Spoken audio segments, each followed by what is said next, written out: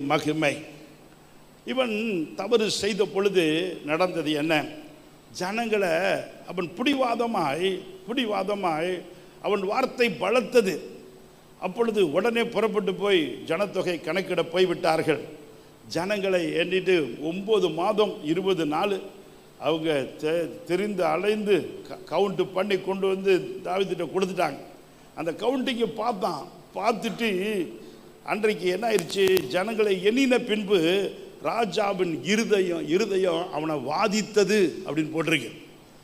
அப்போ தேவ சித்தம் இல்லாமல் தப்புண்டனோ எல்லாரும் சொன்னாங்க, எண்ணியாச்சு, கவுண்டிங் வந்துருச்சு. அதை வாங்கி பார்த்த பொழுது பார்க்கும்போதே தாவீதுடைய இருதயம் அவனுக்குள்ளே வாதித்தது. பெரிய பாவம் செய்தேன் நினைக்க ஆரம்பித்தான். பெரிய பாவம் செய்தேன், உமது அடியாளின் அக்கிரமத்தை நீக்கிவிடும் அப்படின்னு உள்ளத்திலிருந்து ஜெபம் பண்ண ஆரம்பித்தான். புத்தியினமாய் செய்தேன் என்று சொல்லி அறிக்கையிட ஆரம்பித்தான். நாளாகமத்தில் வெகு புத்தியினமாய் செய்தேன் என்கிற வார்த்தை நாளாகமத்திலே பதிவு செய்யப்பட்டிருக்கிறது. கேட்கிற அருமையான தேவனுடைய பிள்ளைகளே, நம்முடைய வாழ்க்கையில் தேவ சித்தமில்லாத காரியத்தை செய்கிற பொழுது நமக்கு ஒரு லீடிங் இருக்காது, ஆவியானுடைய நடத்துதல் இருக்காது. ஆவியானவர் நடத்துதல் நம்முடைய வாழ்க்கையில் சின்ன விஷயமோ பெரிய விஷயமோ எதுவாக இருந்தாலும் ஆண்டவருடைய நடத்துதல் இல்லாத பட்சத்தில் நமக்கு ஒரு பாலைவனத்தில் கொண்டு போய் விட்டது போல ஒரு வறட்சியான மனநிலைமை சூழ்நிலை நம்முடைய காரியத்திலே காணப்படும், இருதயத்திலே காணப்படும். அப்பொழுது நாம் ஆண்டவரிடத்தில் தான் போக வேண்டும். ஆண்டவர் தான் அதை சரி பண்ண முடியும். அவன் இருதயம் அவனை வாதித்தது என்று எழுதப்பட்டிருக்கிறது. அங்கே 11ஆம் வசனத்திலே வாசிக்கிற பொழுது, தாவீது காலமே எழுந்திருந்த போது தாவீதின் ஞான திருஷ்டிக்காரன் காத் அவனிடத்தில் வருகிறான். அந்த ஞான திருஷ்டிக்காரனாகி ஒருத்தனை கூடவே வச்சிருந்துருக்கிறான். நம்மோடு கூட இருக்கிறவங்க ஆவிக்குரியவங்களாக இருக்கிறது நல்லது. ஒரு தெளிந்த புத்தி இருக்கிறவங்க நம்மளோட இருக்கிறது நல்லது. ஜெபிக்கிறவங்க நம்மளுக்கு நண்பர்களாக இருக்கிறது நல்லது. நம்மளை எத்தனை பேர் அப்படி செய்கிறோம்? உங்களுடைய ஃப்ரெண்ட்ஷிப்லாம் எப்படி இருக்கிறாங்க யோசித்து பார்க்கலாம். நீங்கள் காலேஜுக்கு போகிறீங்க, ஸ்கூலுக்கு போகிறீங்க, வேலைக்கு போகிறீங்க, உங்களுடைய ஃப்ரெண்ட்ஸ் யார்? உங்களுடைய நண்பர்கள் யார்? தாவீது பாருங்க, அவன் தனக்காக ஒரு ஞான திருஷ்டிக்காரனை கூடவே கூட்டு போகிறான். போர்படை தளபதி யோவாப் இருக்கிறான், இராணுவ தலைவர்கள் எல்லாம் இருக்கிறார்கள், லட்சங்கள் அவங்களுக்கு இருக்கிறாங்க. ஆனால் அவன் கூட ஒரு ஞான திருஷ்டிக்காரன் இருக்கிறான், ஒரு தீர்க்கதரிசி இருக்கிறான். அவன் பேர் காத் என்று எழுதப்பட்டிருக்கிறது. தேவனுக்கே மகிமை உண்டாகட்டும். பாருங்கள், அவனை கூட இருக்கிறான். இவன் அந்த வார்த்தை முக்கியம். எப்படி போடப்பட்டிருக்கிறது? அவன் தாவீது காலமே எழுந்திருந்த போது, 11ஆவது வசனத்தை, தாவீது காலமே எழுந்திருந்த போது தாவீதின் ஞான திருஷ்டிக்காரன் அவனிடத்தில் வந்தான் என்று பார்க்கிறோம். அவன் வந்து தான் சொல்கிறான், கர்த்தர் உனக்கு என்ன சொல்லுகிறார்? நான் அவனுக்கு தண்டனை கொடுக்க போகிறார், அதை சொல்ல போகிறார். உனக்கு தண்டனை வருது என்பதை ஞான திருஷ்டிக்காரன் கொண்டு வந்து சொல்லுகிறான். அவனையே ஆண்டவர் பயன்படுத்துகிறார். நீ போய் சொல்லு தாவீது இடத்துல, 3 தண்டனை எது வேணும் ஒன்று எடுத்துக்க சொல்லு என்று சொல்லி அந்த அதிகாலமே அந்த காத் அங்கே ஞான திருஷ்டிக்காரன் அங்கே தாவீது வீட்டுக்கு வருகிறான். அப்படியானா நான் நினைக்கிறேன், இந்த முன்னாடியே சொல்லப்பட்டிருக்க இந்த வசனம், அவன் இருதயம் வாதித்ததாக இருக்கட்டும், பாவம் செய்தேன், அக்கிரமம் பண்ணினேன், புத்தியனமாக செய்தேன், இதெல்லாம் எப்படி ஓடிக்கிட்டு இருந்திருக்கு? விடிய இரவெல்லாம் தாவீதினுடைய இருதயம் வாதிக்கப்பட்டு கொண்டிருந்திருக்கிறது. ஆண்டு பிள்ளைகளுக்கும் உலகத்தானுக்கு அதான் வித்தியாசம். உலகத்து ஆட்களுக்கு மனசாட்சி இருக்காது. அவன் பாவம் செய்ய அது என்ன ஆயிருன்னா மனசாட்சி மழுங்கி போயிடும். ஆவியானவர் உணர்த்துவார். ஆரம்பத்தில் மறுபடியும் தப்பு பண்ணும்போது அது பெரிய தப்பாகவே இருக்காது, அது தப்பு இல்லைங்கிற மாதிரி ஆயிரும், அது மழுங்கி விடும்.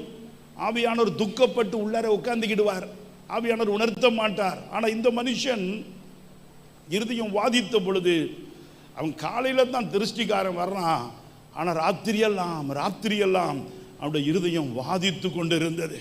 வெடியும் போது கரெக்டாக கர்த்தரும் அவன் இருதயம் வாதிக்கப்படுறத அவன் இப்படிலாம் சொல்லும்போது அவனை ஆண்டவர் மன்னிக்காமல் இருப்பாரா? பாருங்களேன், அவன் இருதயம் வாதித்தது.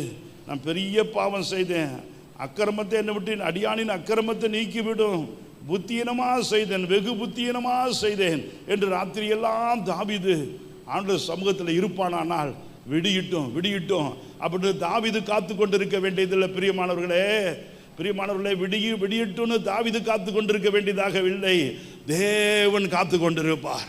தேவன் காத்து கொண்டிருப்பார். அந்த கால நேரத்திலே தீர்க்கதரிசியை ராஜா வீட்டுக்கு அனுப்பி வைத்தார். கரங்களை தட்டி கர்த்தருக்கு மகிமை செலுத்துங்கள். பார்க்கலாம், 70,000 பேர் செத்து போனாங்க. 3 தண்டனை.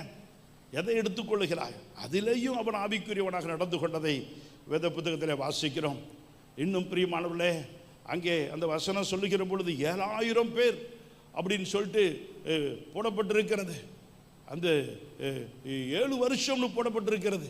அதை பார்த்தா நாளாகமத்தில் பார்க்கும்போது 3 வருஷம்னு மாறிடுச்சு. 3 வருஷம்னு மாறிடுச்சு. கர்த்தருக்கு ஸ்தோத்திரம். அது எப்படி மாறும்? ராஜாக்கள் புத்தகத்தில் 7 வருஷம் அப்படின்னு வரும். ஆனால் அங்கே வரும்போது எப்படி 3 வருஷமாக மாறும்? பிரியமானவர்களே, இந்த அழுகையை பார்த்து ஆண்டவர் மாற்றிட்டார். இப்படி அழுதா கர்த்தர் கேளாது இருப்பாரோ? கர்த்தருக்கு ஸ்தோத்திரம். இது உங்களுக்கு எனக்கும் பாடமாக இருக்கிறது. நம்முடைய வாழ்க்கையில் எத்தனை கஷ்டப்படுகிறோம், எவ்வளவு ஜெபத்துக்கு பதிலே வர மாட்டேங்குது. சிலருக்கு ஜெபித்து பதில் வரலையே, எந்த இடத்துல தவறினேன்? ஏன் தாவீது போல உங்களுடைய இருதயம் இருக்கக்கூடாது? யோசித்து பாருங்கள், யோசித்து பாருங்கள். தாவீது இருதயம் போல ஏன் நம்முடைய இருதயம் இல்லை? நம்முடைய பிழைகளை நாம் ஏன் உணரவில்லை? வசனத்தில் சொல்லுகிறது போல தன் பிழைகளை உணர்கிறவன் யார்? அப்படிதான் கேள்விதான் கேட்குது வேதம். தன் பிழைகளை உணர்கிறவன் யார்? இவன் உணர்ந்தான். பிரியமானவர்களே, 3 தண்டில் 1 தண்டில் 7 வருஷம்னு போட்டிருக்கு. ராஜாக்கள்ல நாளாகமத்தில் 3 வருஷம்னு மாறிடுச்சு. 3 நாள் கொள்ளை நோய் வரும். 70,000 பேர் செத்து போனாங்க. இன்னும் கூட செத்திருப்பாங்க. நடந்தது என்ன தெரியுமா? அவன் எருசலேமை அந்த சங்கரிக்கிற தூதன் கரத்தை நீட்டின பொழுது தாவீதுடைய அந்த இருதயம் வாதித்ததை கர்த்தர் நினைவு கூர்ந்து அங்கே போதும் உன் கையை நிறுத்து என்று சொன்ன பொழுது 3 நாள் அந்த கொள்ளை நோய் அல்ல, அது 2 நாள் முடிஞ்சு 3ஆவது நாள் முடிவதற்கு முன்பதாகவே ஆண்டவர் நிறுத்தினபடினாலே 70,000 பேர் தான் செத்து போனார்கள். கர்த்தருக்கு ஸ்தோத்திரம். உங்களுடைய என்னுடைய தண்டனையை மாற்றுவதற்கு, குறைப்பதற்கு ஆண்டவருக்கு வல்லமை உண்டு, அதிகாரம் உண்டு. அவர் சொன்னால் மாறும். கர்த்தருக்கு மகிமை உண்டாகட்டும். பிரியமானவர்களே, நமக்கு ஒரு காரியம் நல்லா தெரியும். உங்களுக்கு ஒரு மனுஷனுக்கு தெரியுமா? அவங்க யார்? நான் இதெல்லாம் எடுக்க நேரம் இல்லை. ஆகாப் என்கிற மனிதன் உங்களுக்கு தெரியும். உங்களுக்கு நல்லா தெரியும், அப்படி தானே? அந்த மனிதன் ஏசபேலுடைய புருஷன். ஏசபேல் செய்த கொடூரமான காரியம்லாம் நமக்கு தெரியும். அவன் எவ்வளவு ஒரு கெட்ட மனுஷியாக இருந்தால், அவனுடைய மனைவி சொல்படியெல்லாம் கேட்டு இஸ்ரவேலின் ராஜாவாகிய இந்த ஆகாப் கர்த்தருடைய பார்வைக்கு பொல்லாப்பானதை செய்தான். அநேக விக்கிரக ஆராதனைக்குள்ளே கொண்டு போனான். இப்படிப்பட்ட ஒரு கொடூரமான காலங்கள் இருந்தது இல்லை. அப்படிப்பட்ட ஆகாப் ராஜா அவனுக்கு தண்டனை வருகிறது, அவனுக்கு தண்டனை ஆண்டவர் கொடுக்க போகிறார் என்கிற அந்த செய்தி ஆகாப்புடைய காதுக்கு கேட்ட பொழுது அவன் என்ன செய்தான்? தாழ்மையாய் நடந்து கொண்டான் என்று எழுதப்பட்டிருக்கிறது. ஒரு அல்லேலூயா சொல்லலாமா? தண்டனை வரப்போகுது அப்படின்னு சொன்ன உடனே தாழ்மையாய் நடந்து கொண்டான். ஆகாப் அவனை தாழ்த்தினதை கர்த்தர் பார்த்து என்ன சொன்னார்? நீங்கள் பார்க்கணும்னாக்க 1 ராஜாக்கள் 21:27 இருக்கிறது. ஆகாப் எனக்கு முன்பாக தன்னை தாழ்த்தினதை கண்டாயா அப்படின்னு சொல்லிட்டு உடனே ஆண்டவர் என்ன பண்ணுறாரு? எலியாட்ட சொல்கிறாரு. நம்ம ஆண்டவர் இருதயம் எப்படிப்பட்டது பார்த்தீங்களா? கர்த்தருக்கு ஸ்தோத்திரம். போல ஏசபேல் போல ரொம்ப தீமையாக விக்கிரகத்துக்கு முக்கியத்துவம் கொடுத்தவங்க, ரொம்ப விக்கிரக அரசு யாருமே இல்லை இஸ்ரவேல் ராஜாக்கள். அவங்க தான் ரொம்ப மோசமானவங்க. இவனும் மனைவி பேச்சை கேட்டு அப்படியே நடந்துட்டான். தண்டனை வருதுன்னு சொன்னோடனே அவன் ரெட்டு உடுத்தோன்னா சாம்பலில் உட்காந்து படுத்து கிடக்கிறான். அவன் எந்திரிக்க மாட்டேன்றான். இல்லை, நான் தப்பு பண்ணதை நான் புரிஞ்சுக்கிட்டேன், நான் தெரியாமல் பண்ணிட்டேன் என்று என்னெல்லாம் சொல்லி அழுதான்னு இங்கே எழுதப்படலை. ஆனால் ரெட்டு உடுத்தினான். அவன் சாம்பலில் உட்காந்துட்டு தாழ்த்தினான். அப்போ உடனே ஆண்டவர் மனசு மாறிட்டாரு. மாறிட்டு எலியாவை பார்த்து எலியாவுக்கு கோபம் வரும். ஆண்டவர் மேலேயே கோபம் வரும். இவனுக்கா இறங்குறீங்கன்னு கேட்பாரு.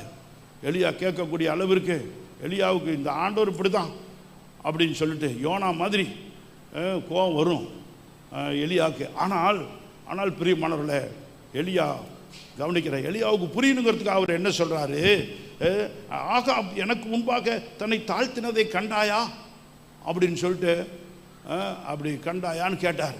கேட்டது, தன்னை தாழ்த்துகிறபடினால் அவன் குமாரன் நாட்களில் அதை அவன் வீட்டின் மேல் வரப்பண்ணுவேன், அந்த பொல்லாப்ப அவன் மேலே வரப்பண்ணுவேன், இவனை விட்டு இவன் நல்லா இருந்துட்டு போகிறான் அப்படின்னு சொல்லிட்டார் ஆண்டவர். எனக்கு பிரியமானவர்களே, நம்ம வாழ்க்கையில் வருஷம் ஆரம்பிக்க போது எந்த இடத்துல தப்பு பண்ணோம், கடந்து வந்த பாதைகளை திரும்பி பார்க்குறோமா, எந்த இடத்துல தவறினோம், எந்த இடத்துல தப்பு பண்ணினோம் யோசித்து பாருங்க பிரியமானவர்களே. ஆண்டவர் சமூகத்தில் உட்காரணும், ஆண்டவர் சமூகத்தில் உட்காரணும். அந்த ஒரு பாடல், கதறி அழுது அப்படி ஒரு பாடல் வரும். அது என்னன்னு ஞாபகம் இல்லை எனக்கு. இயேசு பாதம் எனக்கு போதும் எந்த நாளுமான, பாதம் அமர்ந்து கண்ணீர் சிந்தி, பாதம் அமர்ந்து கண்ணீர் சிந்தி கதறி அழுதிடுவேன், நான் கதறி அழுதிடுவேன். நம்ம ஆண்டவர் நல்லவர் பிரியமானவர்களே. நம்ம ஆண்டவரை விடாதீங்க, நம்மளை ஆண்டவர் விடாதீங்க. முடியாத ஆண்டவரை நான் ஆசீர்வதிக்கத்தான் வேணும். என் பிள்ளைகளை நான் உணருவேன், நான் அறிக்கையிடுவேன். தன் பாவங்களை மறைக்கிறவன் வாழ்வடைய மாட்டான். அவர்களை அறிக்கை செய்து விட்டு விடுகிறவனோ இரக்கம் பெறுவான். ஆண்டவர் சர்வ வல்லமையுள்ள தேவன். அவரால் கூடாத காரியம் ஒன்று கூட கிடையாது. இந்த மனுஷன் நம்ம தாழ்த்தினோம்னாக்க, தாவீது தாழ்த்தினாக்க, நான் மறுபடியும் அதை நினைப்பு போட்டுக்கிறேன். ஆவியானவர் தான் எனக்கு இப்படி சொல்கிறாரு. தாவீது ராத்திரியெல்லாம் அப்படி இருதயம் வாதிக்கிறது, விடியும் வரையிலையும் விடியட்டும் நான் என்ன செய்யட்டும்னு தாவீது நினச்சிருக்கிறாரு. அவர் தீர்க்கதரிசி தான், ஞானதரிசிக்காரன் தான். இவன் தாவீதுகிட்ட போகணும்னு அவனுக்கு விருப்பம் கூட இருந்திருக்காது. ஆனால் ஆண்டவருக்கு எப்போ விடியட்டும். என் பிள்ளை தன்னை தாழ்த்துறான்,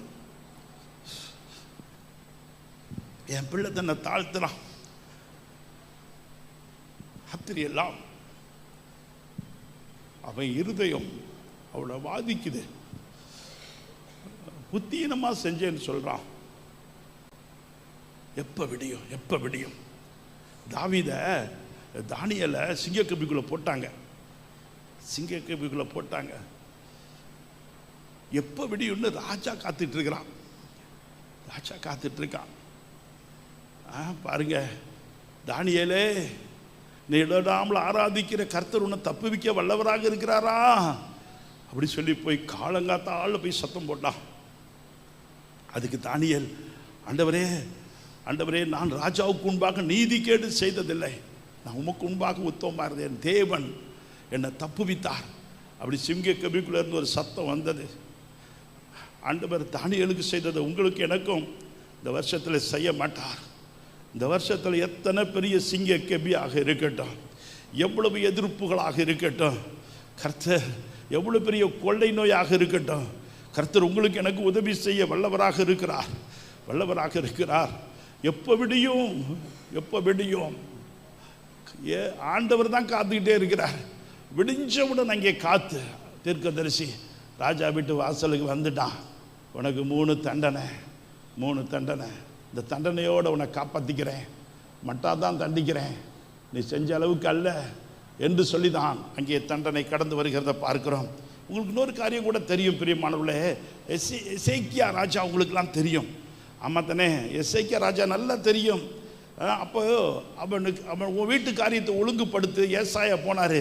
அவன் வீட்டில் போய் ராஜாட்ட சொன்னார், நீ சரியில்லை, நீ விக்கிரக ஆராதனை பண்ணுற, நீ பண்ணுற காரியங்கள் ஒன்றும் சரி கிடையாது, நீ சரியாக இருக்கிற உன் தேசம் சரியில்லை, அதனால் நீ என்ன பண்ண, உன் வீட்டு காரியத்தை ஒழுங்குபடுத்து, நீ செத்து போயிடுவ அப்படின்னு சொல்லிட்டு அவன் இந்த முற்றத்துக்கு தான் போனான்.